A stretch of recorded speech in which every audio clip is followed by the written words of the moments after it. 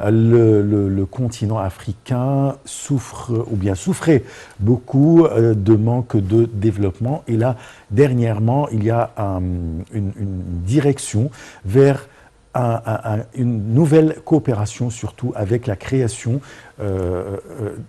par l'Égypte. Bon, je crois qu'on a pu rejoindre Dr Raouf Gaafar. Bonjour. Bonjour. Alors, parlez-nous ou bien comment évaluez-vous la tournée du président Abdel Fattah al-Sisi en Afrique? Une tournée importante. Premièrement, il va passer la présidence du COMESA à ses collègues d'un côté. De l'autre côté, une première visite d'un chef d'État égyptien à l'Angola, ce qui marque une histoire nouvelle. Et puis, on doit comprendre que notre retour vers l'Afrique est une idée très intelligente. L'Afrique, pour l'Égypte, c'est le futur. Ouais. C'est-à-dire intégration, et c'est justement ce que le président a dit, il faut s'intégrer, intégration complète entre les pays africains, et augmenter l'échange économique, etc., entre les pays africains. D'ailleurs, le continent doit compter sur lui-même. Il y a tellement de ressources qui existent en Afrique qui ont besoin d'être exploitées.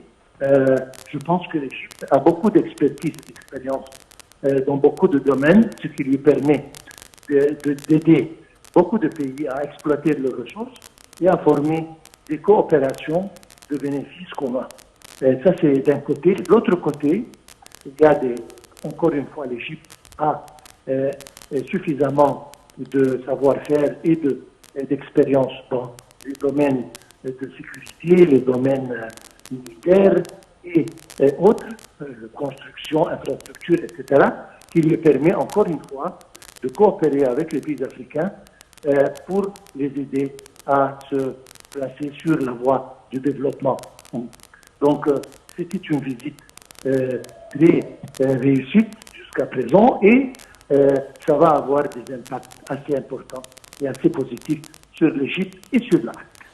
Lors de la présidence, lors de la présidence de l'Égypte de l'Union africaine, l'Égypte a lancé la ZLECA, ou la zone de libre-échange africaine. Quelle est l'importance de ce rassemblement pour l'économie africaine en général? Maintenant, personne ne peut aller seul. Il doit se joindre à des autres pays, former des groupements pour essayer de se mettre et confronter tous les défis qui se présentent vers tout le monde. Donc, et on a bien compris, certainement après les crises mondiales qui ont eu lieu, qu'on ne peut pas résoudre les problèmes dépendant sur soi-même. Il faut coopérer, et donc c'est pour ça justement que l'Afrique se dirige vers ceci. Et comme vous parlez de libre-échange, etc., ça facilite la communication, le transport entre les pays, ce qui se reflète directement sur l'économie des deux pays. C'est un pas extrêmement important et comme je viens de dire, sans l'intégration, nous allons nous retarder et on ne pourra pas rattraper les pays qui se sont lancés vers le développement. Et on ne doit pas compter, à mon opinion, sur les pays industrialisés parce que peut-être pour eux, leur intérêt sera la chose principale, mais pour les pays africains les uns et les autres, les intérêts communs doivent être disons, l'aspiration des pays. Et l'objectif, oui. Docteur Raouf, bonjour. Bonjour, Samuel.